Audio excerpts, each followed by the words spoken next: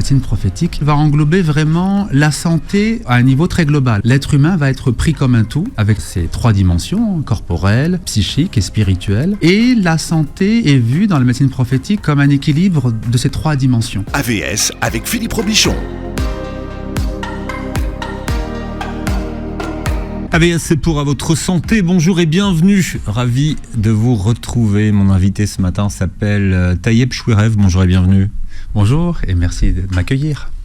Écoutez, ça fait 15 ans que je ne vous ai pas invité. Non.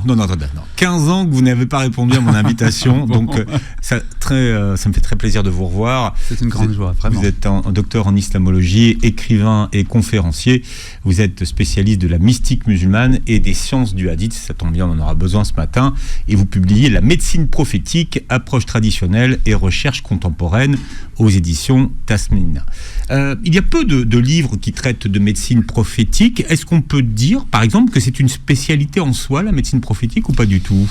Oui, effectivement, on peut dire que c'est une spécialité littéraire, c'est-à-dire que la plupart des ouvrages traitent plutôt de médecine arabo-musulmane, ce qu'on appelle en arabe Tibb Yunani, en référence à la médecine grecque, la médecine hippocratique.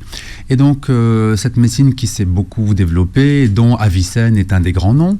Mais par contre, la médecine prophétique, c'est-à-dire vraiment les recommandations, les conseils prophétiques, les pratiques prophétiques aussi, les pratiques de médecine recommandées donc, dans les hadiths, c'est plutôt rare, effectivement. Et ce qui est important de dire, c'est que la médecine prophétique n'est pas la médecine arabo-musulmane. C'est différent. C'est différent, c'est ça. C'est-à-dire que la médecine arabo-musulmane a pris cet héritage et puis l'a enrichi avec d'autres pratiques, notamment la médecine grecque et puis un peu plus tard la médecine indienne. Et puis les propres découvertes des médecins arabes aussi. Il faut dire que Avicenne, Razi aussi ont enrichi et découvert aussi beaucoup de choses. Des grands médecins. Quelles sont vos sources donc pour écrire votre livre ? Alors, ça a été d'abord les grands recueils de hadith, puisque dans le recueil de Bukhari, dans le recueil de Muslim et d'autres, vous avez des chapitres consacrés à la santé, à la médecine. Et puis ensuite, il y a des ouvrages spécialisés, c'est-à-dire que certains compilateurs de l'époque médiévale ont eu comme projet de rassembler les versets du Coran et l'ensemble des hadiths qui évoquaient soit un sujet de santé, soit une pratique médicale. Alors c'est vrai qu'on réduit souvent la médecine prophétique à l'hijama. Oui. C'est la tête de gondole. Voilà. C'est ça. Et comme remède, l'huile de nigel. Voilà. Alors Saouda, donc qui sauve de tout. Voilà, alors qui est effectivement un des grands remèdes de la médecine prophétique, mais il y a bien d'autres choses en fait. Et la hijama, donc la pose de ventouse, et l'utilisation de l'huile de nigel ne sont qu'une petite partie, que la face visible, disons, de l'immense iceberg de la médecine prophétique, qui elle va englober vraiment la santé à un niveau très global, c'est-à-dire que l'être humain va être pris comme un tout, avec ces 3 dimensions, corporelle, psychique et spirituelle. Et la santé est vue dans la médecine prophétique comme un équilibre de ces 3 dimensions. Et c'est ça qui est vraiment important, c'est de comprendre un peu quelle est la cohérence et quelle est en fait l'approche finalement de l'être humain dans la médecine prophétique. C'est une médecine holistique, comme on dirait. Exactement, aujourd'hui. Voilà, comme on dirait aujourd'hui. C'est ça, c'est vraiment tout à fait ça. Et intégrative. Quelles sont les vertus thérapeutiques que le prophète attribuait aux jeunes ? Alors effectivement, parmi les moyens de garder la santé, voire même de recouvrer cette santé, il y a le jeûne. Il disait « Sumu tasihhu » jeûnez, vous retrouverez de la santé. Alors les grands bienfaits, on pourrait dire, du jeûne, ça va être de mettre le corps au repos et de restituer au corps ses capacités d'auto-guérison. Parce que très souvent, quand on parle de pratiques médicale, on imagine que finalement on va apporter de la santé au corps. On va obliger le corps à aller dans un autre sens ou l'obliger à réparer telle chose. Alors que finalement, en médecine prophétique, on partira plutôt de l'idée que le corps est capable d'auto-guérison pour peu qu'on lui en laisse l'occasion. Et une des choses qui va entraver les processus d'auto-guérison, c'est par exemple le fait de trop manger, parce que la nourriture demande un effort considérable par la digestion.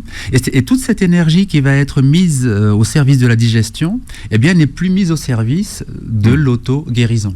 C'est quand le corps est au repos que les processus d'auto-guérison vont se mettre en place. Et c'est quelque chose qui est confirmé par la science moderne, c'est quelque chose qui est confirmé par la recherche actuelle, à savoir qu'effectivement, que ce soit le jeûne intermittent, que ce soit la restriction calorique, ont cette vertu, je dirais, de favoriser un retour à l'équilibre et donc un retour à la santé. Qu'est-ce qu'on sait dont la façon dont le prophète s'alimentait ? Alors ça, c'est une grande question, une question importante. Et après, on verra comment il s'alimentait pendant le ramadan, mais comment il s'alimentait au quotidien ? Exactement. C'est vraiment une question importante parce que dans l'imaginaire de beaucoup de musulmans, et peut-être aussi de certains non-musulmans, le prophète était quelqu'un qui pouvait manger très souvent de la viande. Or, c'est faux. Effectivement, il a évoqué la viande de l'Aïd ou la viande de la Aqiqa, c'est-à-dire le sacrifice qui est fait lors d'une naissance. Mais très précisément, il mangeait de la viande que pour les grandes occasions. Mais il n'était pas végétarien. Alors, il n'était pas végétarien, mais on sait que son alimentation était essentiellement végétale, et même crue. Du végétal et du cru, c'était la majorité de son alimentation. On a interrogé, c'est le neveu de Aïcha qui interroge donc l'épouse du prophète pour lui dire du temps du prophète, que mangiez-vous ? Et elle répond, nous mangions les deux aliments que sont l'eau et les dattes. Et il pouvait se passer plusieurs lunes sans que nous n'allumions le feu à la maison. Ce qui veut dire que finalement, elle insiste aussi sur le fait que... C'était cru, voilà. C'était cru, effectivement. Alors, elle ajoutait aussi, de temps en temps, nous avions du lait de brebis. Et puis, parfois, des voisins nous apportaient des galettes d'orge. Voilà, donc on voit une alimentation très simple. Je ne sais pas s'il n'y a pas une recette de galettes d'orge dans votre livre, d'ailleurs. Alors, il y a une recette à base d'orge, c'est de la crème d'orge, c'est ce qu'on appelle talbina. Et en fait, c'est un remède, effectivement, qui était recommandé par le prophète pour les personnes qui avaient du mal à sortir d'un deuil, pour les femmes aussi qui avaient perdu beaucoup de sang lors d'un accouchement. Il recommandait de se nourrir pendant un certain temps de cette crème d'orge. Donc, on fait cuire la farine d'orge dans de l'eau. On rajoute un peu de miel si on veut, une pincée de cannelle aussi si on veut. La recette est dans le livre. Et puis, en fait, effectivement, il y a des études, notamment un essai clinique qui a été fait sur des personnes âgées dépressives en Malaisie, qui a montré que la talbina, au bout de quelques semaines, permettait une amélioration de l'humeur, permettait un retour à une certaine vigueur. Alors, c'est important ce que vous dites parce que vous illustrez justement cette médecine prophétique avec les recherches d'aujourd'hui. Oui. Donc ça, c'est important aussi de voir que aujourd'hui, il y a des essais qui sont faits thérapeutiques. Tout à fait, exactement. J'ai voulu, en fait, dans le livre, équilibrer les choses entre l'approche traditionnelle, c'est-à-dire la recherche dans les hadiths, essayer de trouver les hadiths les mieux authentifiés, les hadiths dont la chaîne est la plus solide, et puis, en même temps, d'apporter l'éclairage des recherches contemporaines, parce que, comme vous venez de le dire, en fait, il y a de plus en plus de recherches qui sont faites autour de ces remèdes traditionnels de la médecine prophétique. Alors parfois, pas forcément parce que c'est de la médecine prophétique. Par exemple, il y a des remèdes comme le wars qui sont connus dans d'autres médecines. Attendez, il faut expliquer le wars, là, attendez. Alors, le wars, c'est une plante qui s'appelle le mémécilone. Et donc, c'est des petites graines, non ? Alors, ça se mange, ça se consomme sous forme de poudre. Vous avez dans le livre tout le descriptif. Et ça appartient aussi, c'est aussi un remède de la médecine ayurvédique. Et donc là, il y a beaucoup de recherches en Inde qui ont été faites autour de ce remède-là. Donc vous voyez, donc, parfois, des recherches qui ont trait à la médecine ayurvédique vont éclairer la médecine prophétique et inversement, parce qu'il y a parfois des remèdes qui sont communs. Et quelles sont les indications, par exemple, du wars? Alors, il est antibactérien, il est antiviral, donc il va aider dans les affections ORL, donc grippe, rhume, etc. Il a aussi des vertus anti-inflammatoires, donc pour l'inflammation chronique dans le corps. Et le prophète l'a recommandé pour la pleurésie. La pleurésie, c'est l'inflammation de la plèvre, donc la membrane qui recouvre les poumons. Et c'était une affection relativement courante à l'époque. Et donc, il donnait comme ça du wars ou du costus indien aussi. On retrouve costus pour tout le monde. Voilà. Et donc, finalement, c'était l'effet anti-inflammatoire qui était voulu. Alors, vous disiez tout à l'heure qu'il pouvait se passer plusieurs lunes sans que le feu soit allumé, mais le prophète n'aimait pas manger trop chaud.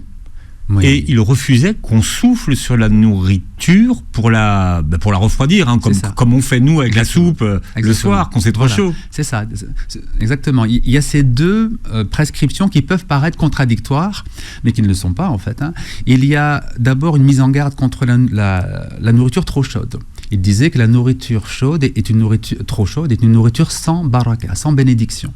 Il fallait attendre que ça refroidisse, mais il fallait le laisser refroidir naturellement et non pas souffler dessus. Et alors aujourd'hui, les études montrent que les personnes qui ont l'habitude de boire par exemple leur thé très chaud ou boire leur café très, très chaud vont développer 60% de risque de plus de faire un cancer de l'œsophage. C'est donc quelque chose qui est assez agressif pour les muqueuses. Et même si on s'y est habitué avec les années, ce n'est pas pour autant que le corps, lui, n'en souffre pas. Et aussi cette idée qu'il ne faut pas se jeter sur la nourriture et qu'il faut attendre aussi. Quand on attend que ça refroidisse un petit peu... Voilà, je crois qu'il y a aussi tout un côté éducation de l'âme à laisser quelques minutes à la nourriture pour se refroidir. Et certains évoquent aussi le fait que quand la nourriture est devant nous et qu'on ne mange pas tout de suite, il y a production davantage donc de salive, hein, comme on le dit très souvent, un plat savoureux me fait saliver. Or, c'est une préparation du corps à la digestion. On sait que la salive est très importante pour la digestion des amidons, la digestion donc... la digestion commence dans la bouche de des sucres lents. C'est exactement ça. Donc ça, c'est important. Qu'est-ce qu'on sait dont la façon dont le prophète s'alimentait pendant le mois du Ramadan ? Alors, donc, on sait qu'il tenait à ce que les deux repas soient respectés, c'est-à-dire qu'on mange bien sûr à la rupture du jeûne, et on n'abandonne pas complètement non plus le sahur, donc le petit repas qu'on va prendre avant l'aube, parce qu'il disait qu'il y a une grande bénédiction en cela. Et donc, en même temps, il y a probablement l'idée aussi que si on prend quelque chose lors du sahur, ça nous aide lors de la journée. Et puis, ça nous permet peut-être le soir de moins se jeter sur la nourriture, parce que c'est un des risques, en fait. Hein. C'est d'avoir une attitude vraiment, trop gourmande sur la nourriture, si bien qu'on va perdre très rapidement les bienfaits du jeûne. Parce que, je suppose que quand on fait un jeûne hydrique de plusieurs jours, on est davantage conscient qu'il faut revenir vers la nourriture progressivement. Mais quand on fait le jeûne du Ramadan, certes, c'est seulement une journée, mais quand même, le corps a été privé de nourriture et de boissons. On sait que l'estomac s'est un peu rétracté, et donc il faut y aller très progressivement. Et puis surtout, si on veut bénéficier des bienfaits santé, si on veut que le corps se régénère, il faut qu'il ait un travail de digestion modeste. Voilà, et nous parlons de médecine prophétique aujourd'hui à travers la publication du livre de Tayeb Chouerev, qui est mon invité. Et le livre s'appelle La médecine prophétique, approche traditionnelle et recherche contemporaine aux éditions Tasnim. Sur la star du mois de Ramadan, c'est la date. Y a beaucoup d'aliments qui sont des aliments dits remèdes. Alors comment le prophète utilisait-il cette expression d'aliment remède ? Oui, alors effectivement, il y a des aliments qui vont être intégrés donc dans la vie de tous les jours, mais qui vont pouvoir être pris de façon très spécifique pour telle ou telle vertu. Et c'est le cas de certaines variétés de dattes.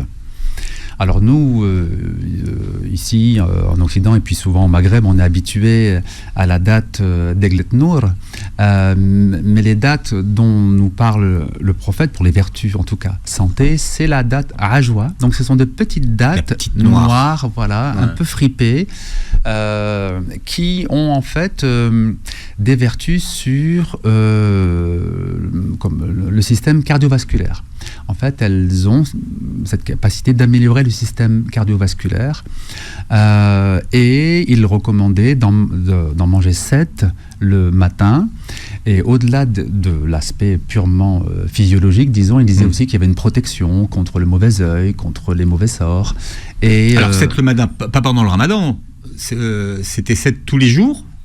Alors 7, oui, ça pouvait être 7 chaque matin pour ceux qui en avaient le besoin. Et voilà. Ah ouais. Et puis, alors là, pour des cas plus spécifiques, par exemple, pour des personnes qui avaient des atteintes du cœur déjà marquées, c'était le cas du compagnon Saad, qui avait voilà, une difficulté cardiaque, eh bien, en fait, il recommandait de prendre des dattes ajwa, de les moudre avec le noyau, c'est-à-dire que le noyau va être moulu avec la pâte, et de laisser la pâte agir à l'intérieur de la bouche, collée à la joue.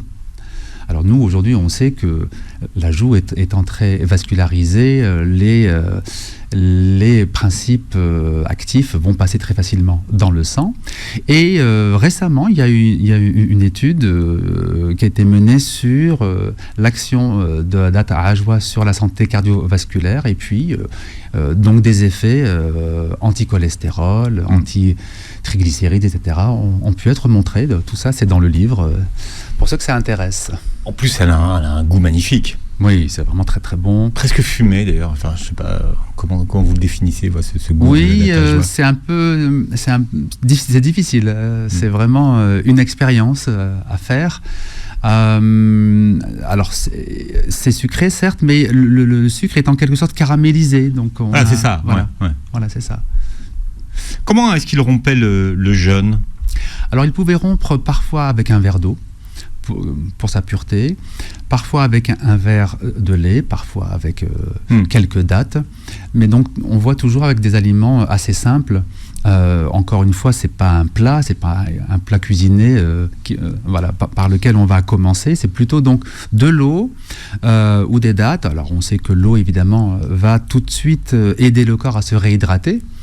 Et puis aussi, ce que disent certains spécialistes, c'est que la date va être utile pour apporter un peu de glucose au corps qui a manqué de glucose durant la journée. C'est le coup de boost en fait. Exactement. Alors, le starter. Ouais. Exactement. Si on reste sobre, disons, dans la sobriété, parce que si on prend 20 dates, ça donne un pic de glycémie qui vont être, voilà...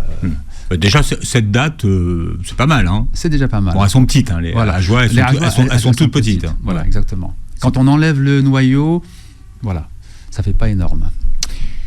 Certains remèdes qui sont cités dans les hadiths ne sont plus identifiables, dites-vous. Ouais. Oui, pourquoi on a perdu beaucoup en variété? Alors, effectivement, il y a parfois la difficulté de retrouver la plante avec la variété précise. D'abord, il faut savoir qu'aujourd'hui, on a tout de suite le réflexe d'aller vers la classification scientifique pour identifier précisément une plante. Mais la classification scientifique, avec le nom latin, ça ne date que du début du 19e. Bon. Donc, avant cela, eh bien, une même dénomination pouvait englober un très grand nombre de plantes. Donc ça, c'est une première difficulté. Deuxième difficulté, il y a parfois des plantes qui n'existaient qu'en Arabie. Par exemple, il y a un remède qui s'appelle Sennout, et le prophète donc recommandait le Sennout comme une sorte de remède qui booste dans tous les domaines. Voilà, force physique, amélioration du sommeil, etc. Bon, mais plus personne ne sait ce que... Un remède universel alors? Voilà, un peu comme l'huile de nigel ou la graine de nigel qui est présentée comme un remède universel par le prophète. Il disait que ça aide contre toutes les maladies sauf la mort. Bon, mais alors, ce fameux Sannout, même les commentateurs d'hadith les plus anciens, c'est-à-dire dès les premiers siècles de l'islam, disent qu'ils ne savent plus ce qu'est le Sannout. Alors, il y a des hypothèses. Pour certains, c'est le fenouil, pour d'autres, c'est le miel, ce serait une dénomination du miel, mais en tout cas, il n'y a pas de certitude. Alors, fort heureusement, il y a quand même une majorité de plantes et de remèdes qu'on connaît encore bien aujourd'hui. Qu'on connaît bien, mais qu'on n'utilise plus non plus forcément aujourd'hui en 2024, quoi. Voilà. Alors, comme je le disais, parfois certains remèdes ont été sauvés de l'oubli par la médecine ayurvédique, la médecine indienne, comme le fameux wars dont je parlais tout à l'heure, c'est le haritaki de la médecine ayurvédique, qui est très connu et très utilisé. Et du coup, comme ça, il y a des espèces de passerelles qui se font. Ça, c'est intéressant, d'ailleurs. Oui. Quels sont les principes directeurs de la médecine prophétique ? Alors, moi, j'ai identifié 4 grands principes. D'abord, le premier principe, c'est un principe de regard sur la maladie. C'est-à-dire que la médecine prophétique nous enseigne à ne pas voir la maladie comme un simple dérèglement physiologique. La maladie a un sens, c'est une sorte de message que le corps nous envoie. Alors ça peut être pour nous alerter sur des excès, ça peut être pour nous orienter vers un autre mode de vie. Il y a un message qu'il faut comprendre. Et donc la médecine prophétique invite, en temps de maladie, à revenir sur soi et essayer de comprendre qu'est-ce qui, dans ma vie, dans mon mode de vie, dans mon mode d'alimentation, doit être changé. Le deuxième... C'est pas un châtiment, quoi. Et c'est surtout pas un châtiment. C'est au contraire une purification. C'est-à-dire que le prophète disait toute maladie, toute souffrance physique, même la simple épine qui vous pique, est une source de purification de vos fautes et de vos péchés. Donc il y a ce principe très fort. Il y a un autre principe aussi qui, je trouve, est très actuel, c'est le fait de relativiser le rôle de la contagion dans l'apparition d'une maladie. Alors ça, aujourd'hui, ça pourrait se discuter quand même. Voilà. Alors, relativiser ne veut pas dire nier. Oui, mais ça pourrait se discuter quand même. Voilà. C'est-à-dire qu'en médecine prophétique, on va insister davantage sur le terrain plutôt que sur l'agent pathogène. C'est-à-dire qu'il refusait la fatalité de la contagion. Exactement. Ouais. Et il considérait la fatalité de la contagion comme une superstition. Le prophète disait que c'était du même ordre que la superstition de l'ornithomancie, c'est-à-dire le fait de tirer les augures à partir des vols des oiseaux. Si ça part à droite, mon projet va réussir. Si ça part à gauche, mon projet va capoter. Bon, ça c'est la superstition qu'avaient les Arabes avant l'islam. Et le prophète dit, la contagion est du même niveau. Mais alors là, un bédouin arabe se lève et dit, mais ô prophète, moi quand mes chameaux sont dans le désert, ils sont en pleine forme, et parfois il suffit que j'arrive à la Mecque et que mes chameaux fréquentent d'autres chameaux pour qu'ils attrapent la gale. Donc il parle de son expérience de contagion au prophète. Et le prophète sourit et lui dit, oui, dans ce cas, qui a contaminé le premier chameau? Si on dit que toute maladie vient d'un contact avec un malade, mais il faut bien un malade zéro. Les virus ne sont pas dans l'air. Donc voilà. Alors évidemment, en même temps, il ne nie pas la contamination. Il en a parlé dans d'autres hadiths. Par exemple, il disait, si vous apprenez qu'il y a la peste dans une ville, n'y entrez pas. Et si vous êtes dans une ville où il y a la peste, n'en sortez pas, pour ne pas l'exporter ailleurs. Bon, mais je dis relativiser, c'est-à-dire comprendre que finalement le plus important n'est pas d'avoir peur de la contamination et de développer une psychose, c'est surtout de se renforcer. Il faut renforcer sa santé, prendre soin de son corps. Aujourd'hui, en naturopathie, on parle de renforcer le terrain, finalement. L'importance du terrain. Autre principe directeur de la médecine prophétique, tous les remèdes sont dans la nature. Oui, alors ça c'est un principe très fort, parce que le prophète enseignait, il n'y a pas de maladie qui soit descendue sur terre sans que Dieu fasse descendre son remède, qu'on le connaisse ou qu'on l'ignore. Alors après, évidemment, il y a parfois des choses que l'on ignore, mais ce hadith est un formidable appel à la recherche finalement, puisqu'il nous donne la certitude que il n'y a pas de fatalité, y compris des maladies qui peuvent nous paraître incurables. Il peut exister dans la nature donc des remèdes. Et donc, c'est pas étonnant finalement que les musulmans, dans les premiers siècles, ont fait tant de découvertes parce qu'il y avait cette impulsion très forte du Coran et du hadith à la recherche. Alors, autre chose aussi qu'on peut déduire de ce hadith, c'est que finalement, si tous les remèdes sont dans la nature, il nous faut privilégier les molécules naturelles sur les molécules synthétiques. Ça aussi, c'est quelque chose qui est souligné en médecine prophétique. On parlait de l'alimentation du prophète tout à l'heure, mais certains hadiths laissent entendre qu'il faut considérer les effets des combinaisons alimentaires. Oui. Bon. Oui. Alors c'est important parce qu'on fait beaucoup de soupe pendant le mois du Ramadan, donc les combinaisons alimentaires, je ne sais pas si elles fonctionnent bien quand on fait une soupe. Aujourd'hui, il y a certains chercheurs et des biologistes qui s'intéressent beaucoup à l'effet des combinaisons alimentaires. Alors quels sont les aliments qu'il faudrait ne pas associer ? Alors, de manière globale, le prophète aimait associer des aliments frais et des aliments secs. Un aliment sec, c'est par exemple les dattes sèches. Les dattes que nous mangeons en général, ce sont des dattes sèches. Et il combinait ça avec des aliments frais comme le concombre ou comme la pastèque. Et il disait qu'il y avait là vraiment une force et une protection quand on combinait les deux. Aujourd'hui, on sait que les aliments frais contiennent beaucoup plus d'enzymes qui vont être très bons pour le corps, alors que les aliments secs, comme ils sont restés 1 mois, 2 mois, 3 mois, ont perdu ces enzymes. Parfois, ils ont perdu des vitamines, etc. La vitamine C, on sait qu'elle est très instable. Bon. Donc tout ça, en fait, c'était une façon de combiner les bienfaits et de rééquilibrer, disons, entre aliments secs et aliments frais. Alors aujourd'hui, effectivement, beaucoup de médecins, beaucoup de naturopathes s'intéressent aux combinaisons, mais ils s'intéressent dans une autre perspective. Oui, à la base et l'acidité. Exactement. L'équilibre donc acido-basique du corps. Alors c'est vrai, beaucoup d'entre nous avons fait cette expérience. Quand on mange par exemple de la viande ou du poisson avec des amidons forts comme du riz par exemple, eh bien on va mettre du temps pour bien digérer les choses. Alors que le même poisson mangé avec des haricots verts par exemple va se digérer plus facilement.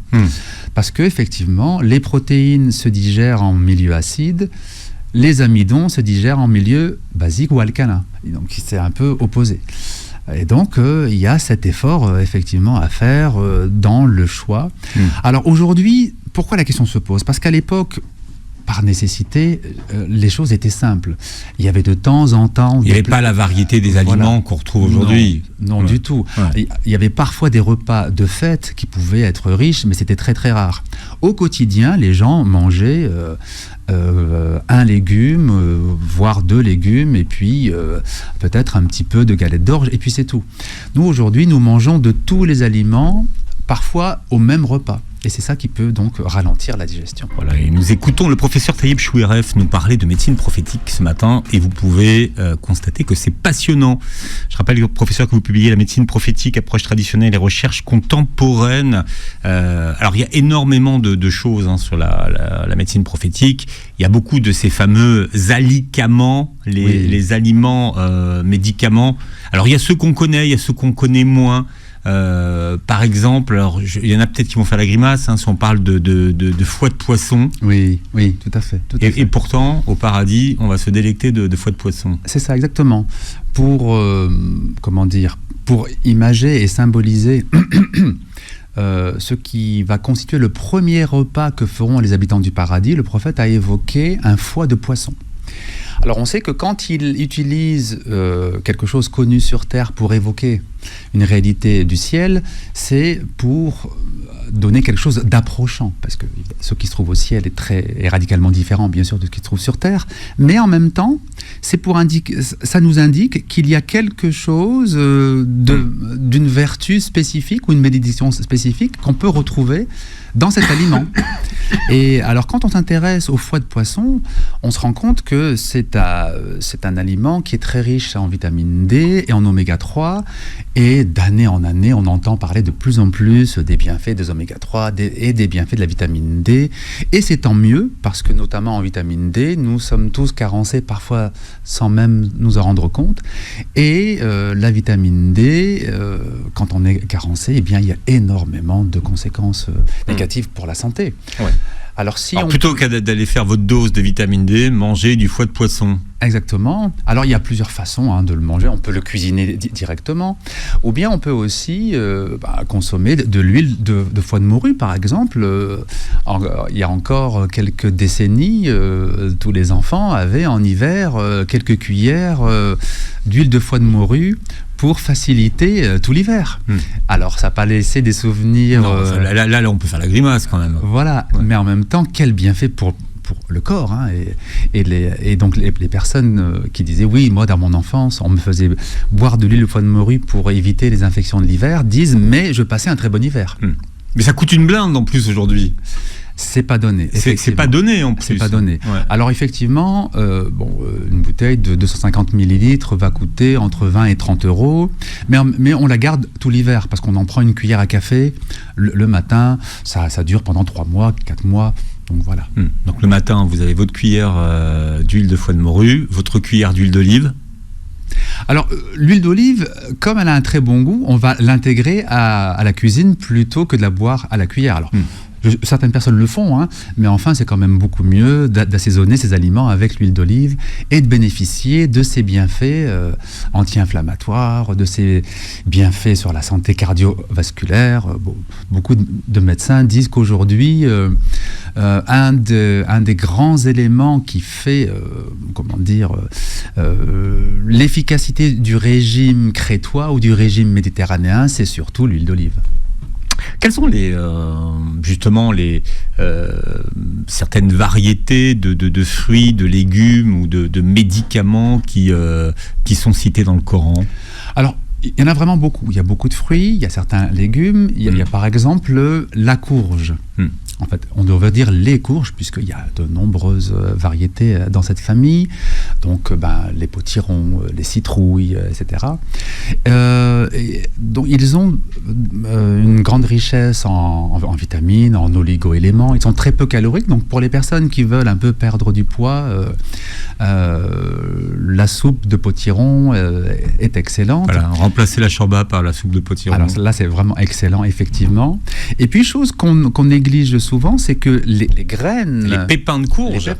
Sont tout à fait excellents, notamment pour la santé masculine, pour la prostate, mais aussi ça limite la perte de cheveux, parce que c'est un dérivé de la testostérone qui fait perdre les cheveux. Or, l'huile de pépins de courge va diminuer la formation de cette fameuse DHT, donc issue de la testostérone, et va permettre de limiter la chute des cheveux, ce qui est vraiment...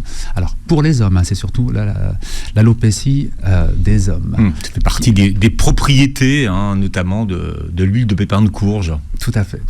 Et alors, son goût étant très bon aussi, moi, je l'intègre directement pour assaisonner mes salades. Donc, pas besoin de la prendre à la cuillère. Voilà. Alors, on a parlé des dates tout à l'heure, on ne va pas revenir dessus. Alors, par exemple, la figue, qui fait l'objet d'un serment de Dieu aux côtés de l'olive. Oui, il y a une sourate qui porte son nom, donc Wat-tin wa zaytoun, par la figue et par l'olive. On peut traduire aussi par le figuier et par l'olivier. Le prophète disait que c'était un fruit du paradis. Et que, comme d'autres fruits du paradis, ce sont des fruits sans noyau. Ils peuvent avoir des pépins, mais pas de noyau. Et alors, parmi les vertus médicinales, alors il y en a une qui est très connue, c'est de favoriser le transit. Or, tout ce qui favorise le transit, c'est pas simplement pour le confort du quotidien. C'est vraiment pour préserver la santé sur le long terme. Parce qu'on sait aujourd'hui qu'un transit ralenti veut dire donc des selles qui vont stagner plus longtemps et qui risquent entre guillemets, d'auto-intoxiquer le corps. Avoir un transit qui est bien fluide, c'est pas simplement une légèreté qui est déjà un confort au quotidien, mais c'est aussi surtout préserver son capital santé. Donc la figue était recommandée pour le transit, comme d'ailleurs le séné, qui est un des grands remèdes aussi de la médecine prophétique, cette plante qui se boit en en tisane lors des constipations plutôt sévères. Alors le séné, c'est à prendre avec précaution, parce que avec c'est un parcimonie laxatif. et bon escient. Tout à fait, c'est un laxatif assez puissant, mais qui va être très utile en cas de constipation occasionnelle et qui n'est pas, disons, rétabli quand on a ajouté un peu de fibres. Quand on voit que c'est pas suffisant, quand les fibres sont pas suffisantes, eh bien on va pouvoir prendre une tisane de séné et là on est soulagé. Bon. La figue, ai-je appris dans votre livre, c'est très bon pour les crises hémorroïdaires. Oui, parce que tout ce qui va en fait faciliter le transit, tout ce qui va faire en sorte que l'individu n'a pas besoin de pousser les selles, elles sont expulsées très facilement, eh bien va limiter l'irritation et donc les crises hémorroïdaires. Oui. Alors le jujube, par exemple, alors, pour ceux qui se souviennent du voyage céleste. Eh bien c'est ça, le jujubier, et parfois on trouve l'expression lotus de la limite pour Sidrat al-Muntaha, mais c'est plutôt le jujubier de la limite. Je ne sais pas très bien d'où vient l'expression lotus de la limite, on le trouve dans certaines traductions du Coran, mais c'est vraiment le jujubier. Alors c'est un arbre céleste et qui évidemment donc sur Terre aussi a des bienfaits qui vont participer à préserver l'énergie, préserver la santé de manière générale. On en trouve du jujubier, Alors on en trouve assez rarement. Par contre, ce qu'on peut trouver, c'est du miel de jujubier. Qui vaut une blinde aussi, qui vaut très cher, parce que déjà le miel aujourd'hui est devenu relativement rare, et puis le miel du jujubier, il y a quelques régions au Maroc où c'est produit, quelques régions en Algérie, c'est vraiment assez rare, mais effectivement quand on a des amis ou de la famille qui peuvent nous en apporter, c'est très précieux pour tous les bienfaits. En fait, ça cumule les effets du miel d'un côté et du jujubier de l'autre. D'ailleurs, le miel est l'une des rares substances dont le Coran affirme directement la valeur thérapeutique. Oui, effectivement. En général, comme par exemple pour l'olivier ou pour le figuier, ça va être juste des serments. Dans le Coran, il va être prêté serment par l'olivier, par le figuier, mais on n'aura pas de vertu thérapeutique. Tandis que dans le miel, il est dit très expressément, dans la sourate 16, qui porte le nom Les Abeilles, la sourate Les Abeilles, il y a dans le miel une guérison pour les hommes. Fihi shifa'un linnas. Et donc cette guérison, elle est très, très générale. Alors dans les hadiths, c'est surtout les problèmes intestinaux qui sont cités. Donc prendre du miel pour les ballonnements, pour améliorer la digestion. Mais aujourd'hui, on sait par exemple que le miel a un pouvoir cicatrisant extraordinaire. Et grâce au courage du professeur Bernard Descotes, dont il faut saluer la mémoire, il nous a quittés en 2009, eh bien le miel est utilisé au CHU de Limoges pour traiter les grands brûlés, pour favoriser la cicatrisation, et ils ont des résultats qui sont vraiment impressionnants. Et alors ils ont essayé différents types de miel et se sont rendus compte que le miel de thym avait une petite supériorité sur les autres miels en termes de cicatrisation des plaies, si bien qu'ils ont passé donc des accords avec des apiculteurs de la région qui fournissent directement le CHU de Limoges en miel de thym. Donc voilà. Alors une question qui revient souvent dans les émissions religieuses, c'est est-ce que le vinaigre est halal ou pas ? Oui, cette question revient souvent, parce qu'il y a une confusion entre degré d'alcool et degré d'acide. Quand vous lisez sur une bouteille de vinaigre 6 degrés ou 8 degrés, ce ne sont pas des degrés d'alcool, ce sont des degrés d'acide, parce que l'alcool a été transformé en acide. Donc il n'y a pas du tout d'alcool dans le vinaigre. Donc non seulement c'est halal, mais c'est même un condiment très apprécié par le prophète qui aimait en avoir lors des repas, qui aimait par exemple tremper sa galette d'orge dans du vinaigre avant de la manger.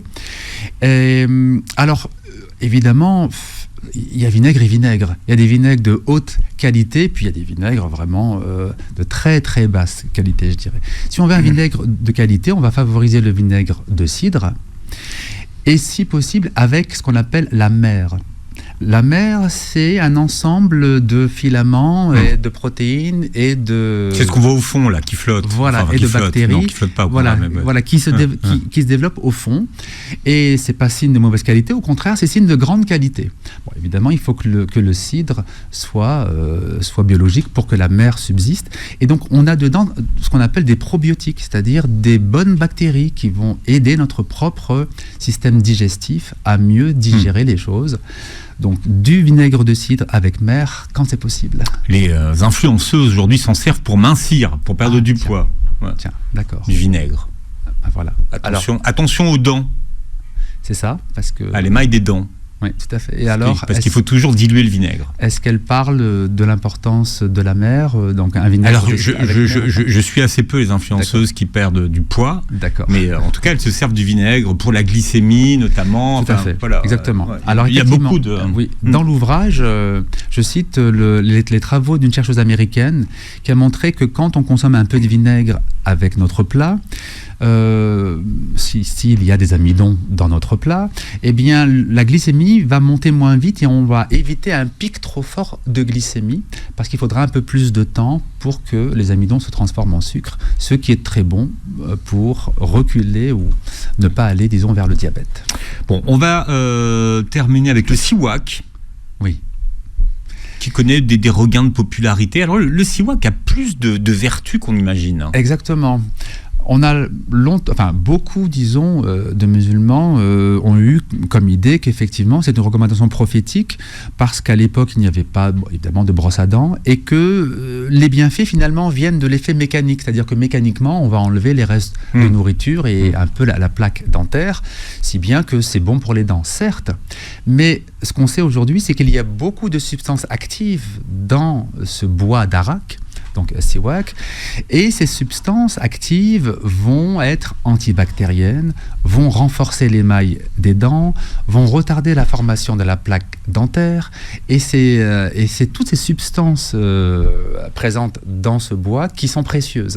Ce qui veut dire aussi qu'il faut pas le garder trop longtemps, et dans l'idéal, il faut couper tous les 2 jours pour bénéficier de ces substances, parce qu'au bout de quelques usages, vous n'en avez plus. Voilà. Bon, de toute façon, la suite est dans votre livre. Vous êtes un puits de science. La médecine prophétique, approche traditionnelle et recherche contemporaine, héritage prophétique, dont l'éditeur c'est Tasnim. Merci d'avoir été avec nous. Merci à vous. C'est un plaisir que de vous écouter. Merci. Alors, j'espère que vous reviendrez avant 15 ans. J'espère aussi. À mon âge, sinon, vous voyez, faut se dépêcher. Vous réécouterez l'émission en podcast sur beurrefm.net et sur toutes les plateformes qui reprennent l'émission et vous verrez la vidéo sur notre chaîne YouTube. Merci d'avoir été avec nous. Merci encore. Et passez une très belle journée santé sur Beurre FM.